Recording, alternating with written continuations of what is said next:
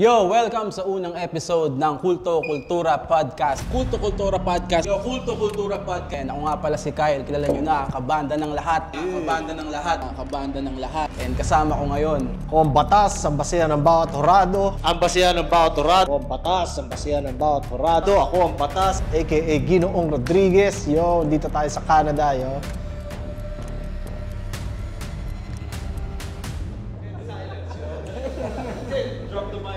Para sa akin, kapag kinuha ka nila, dapat alam nila na yun yung music mo. Yun yung music Number mo. one. Pangalawa, That's right. kukunin ka nila kasi yun yung music mo eh. Yeah. Hindi mo mabaguhin eh. That's right. Hindi malalaman ng mga tao na may nangyayari kung hindi masyado exposed sa social media. Wala bang factor doon yung parang work factor? Ito kasi, work. alam ko ikaw, na-experience mo na ang hirap mag-book ng banda kahit taga dito. Ito yung Culture shock to, ako. di ba? Sa culture shock ako. We made a lot of sacrifices for this. In that, para on that matuloy side, ito. yeah. Yung astig din dahil kusa kasi yun eh. Yung ganong level ng dedication.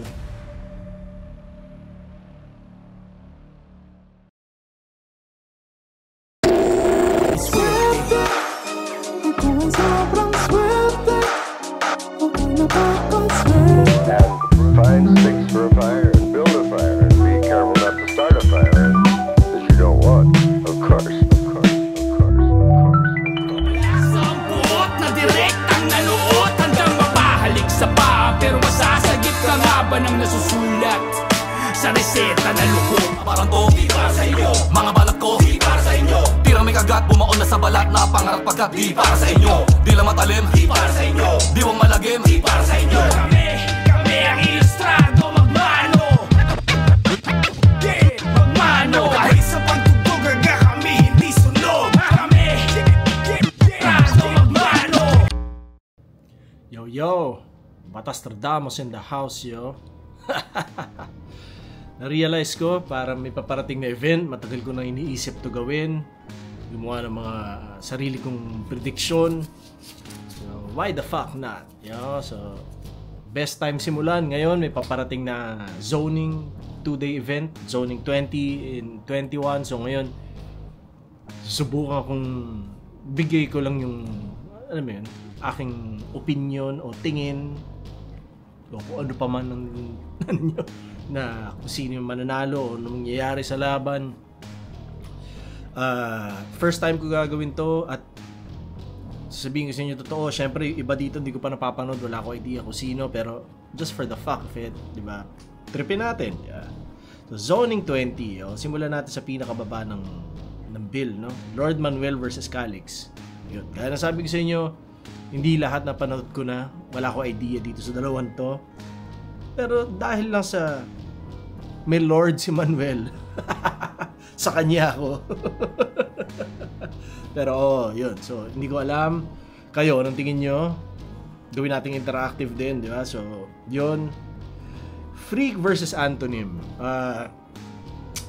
Medyo matunog to si Antonym eh.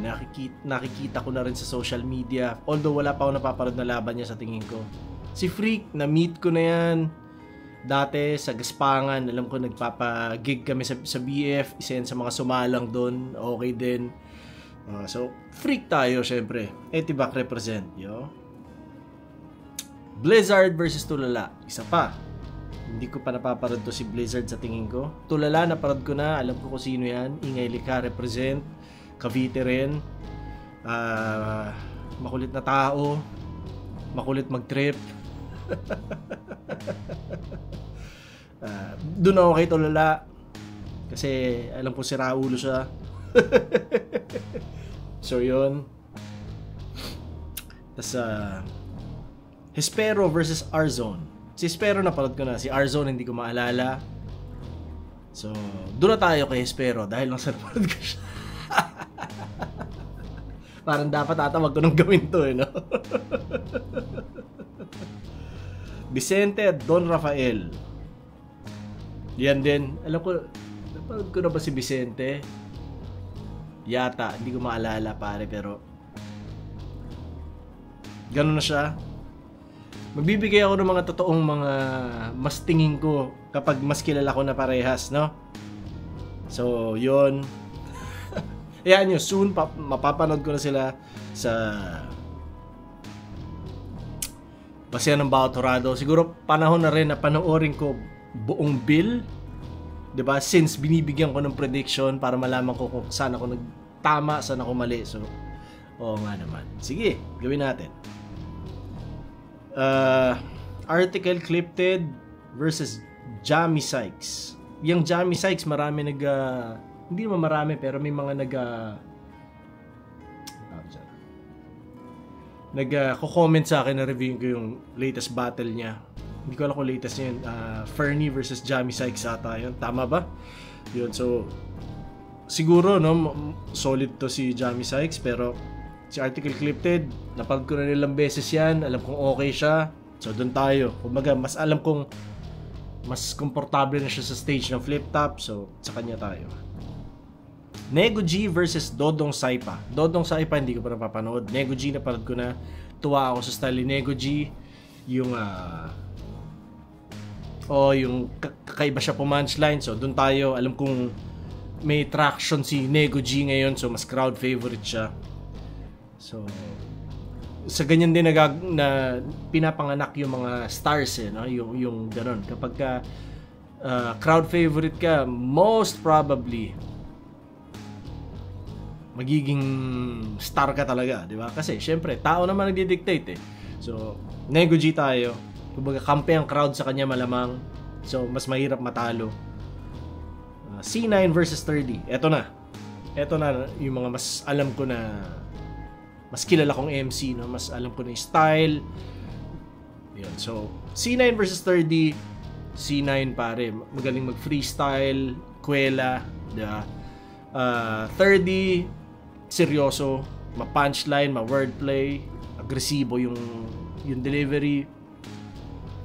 Tingin ko kay 30 tayo, mas may momentum din siya. Tsaka, alam ko champion din si C9 sa kung saan man dati. Hindi ko alam kung tryout ba or whatever. Pero eto si 30 na witness ko yung pag-champion niya sa Motus. Kumbaga alam kong alam kong hindi siya magpapabaya talaga. Kumbaga siseryosohin niya to. So, 30 definitely pwede sigurong 2-1, pero pwede rin 3-0 kay 30. Yun. Pero tingnan natin. Tyke versus J King. Yan ang next, no? Second to the last sa bill.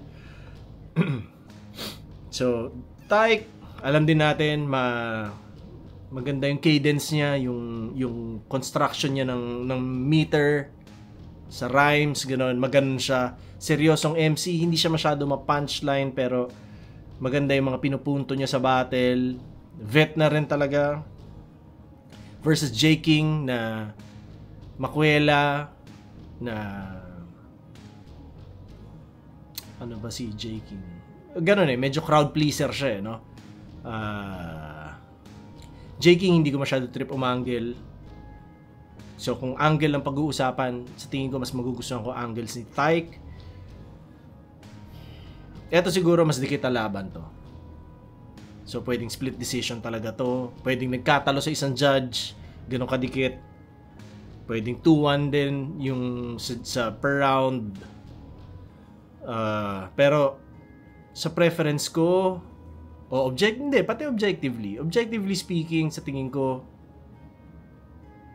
problema kay Tyke, matagal na siyang hindi bumabattle, no? So hindi ko alam kung kaya niyang sumabay pa sa bagong, kumbaga syempre umangat na kung panoorin mo yung battle ni J King ng 2025 kumpara ng huling battle ni Tyke, kailan ba?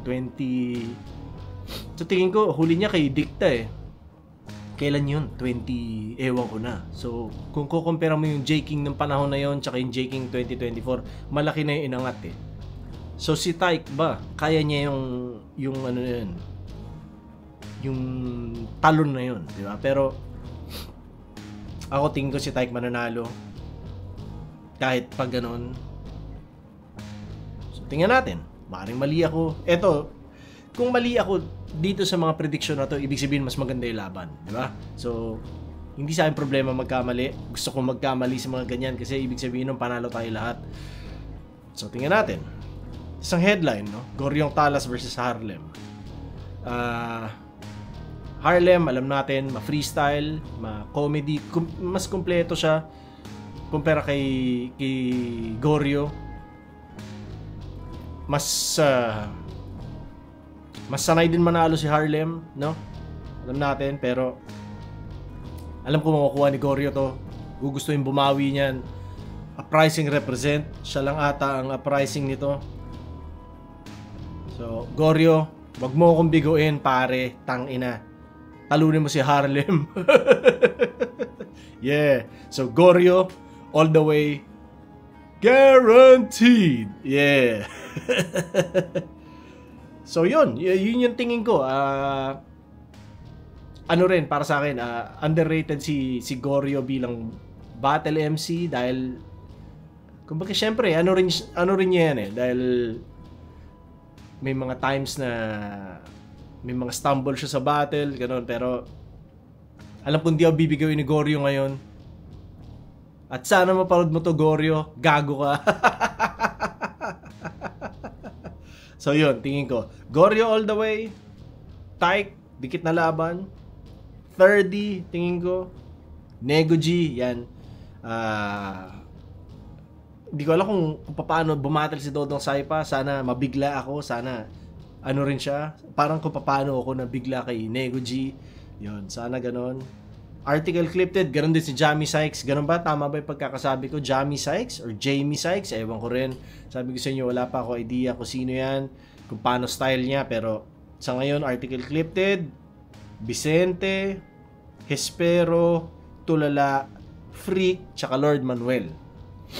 So, yun lang pare. Zoning 20, moving forward din, parang plano ko bawat event na, lalagyan ko na ng prediction din. Kumbaga, wala akong pakimagkamali, sabihin ko sa inyo sa totoo. At ano to, hindi to personal, no, na parang fuck, hindi ibig sabihin na ayaw ko to si MC ganyan o si ganon. Wala lang, sumasakay lang din ako sa ano. Nakita ko kasi pagising ko ngayon, may post ng Flip Top na anong prediction nyo. So na doon ko na realize na para fuck. Oo nga, no. It's about time na pati ako sumama sa bandwagon na gumawa ng prediction video. Ito na yun, sinimulan ko na. So yun, salamat sa lahat na nanonood at sana manood kayo ng live dahil iba pa rin pag live. At lagi ko sinasabi kapag nagre-review ako ng videos na ako naiingit ako na hindi na ako nakanood ng live dahil layo ko. So kung kayo may pagkakataon kayo manood ng live, diba? Huwag nyo palagpasin, maging parte kayo ng kultura na as in umambag kayo sa ganung paraan. Malaking tulong yun para sa community ginagawa natin, tsaka maging part kayo ng moment ng magic na yun. So yun lang. Kayo, anong tingin nyo? Saan kayo nag-a-agree sa akin? Saan kayo hindi nag-a-agree sa akin? Tapos yun nga, in a few months, pag ni-review natin isa't isa, malalaman natin kung saan ako nagkamali. So, yun lang pare. Batastradamus, yo. Peace!